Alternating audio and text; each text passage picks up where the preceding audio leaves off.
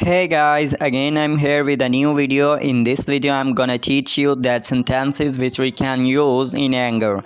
So let's get start our lesson. The first sentence is this: I have nothing to do with this.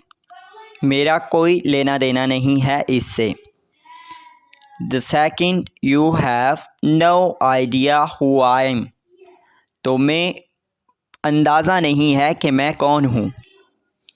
Third, I'll show you. मैं तुम्हें देख लूँगा. He shoved his money on his face.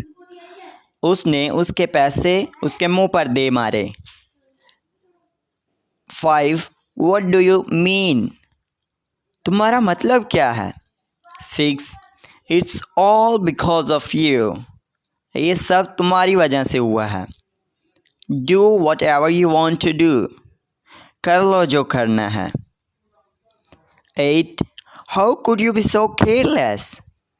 तुम इतने कैसे लापरवाह हो सकते हो? You are messing with the wrong person. तुम गलत बंदे के साथ पंगा ले रहे हो. 10.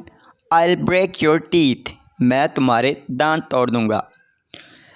So guys, these were my sentences. I hope you will like it and don't forget to tell me in comment box that this video is helpful for you or not. Okay, take care, have a good day, bye bye.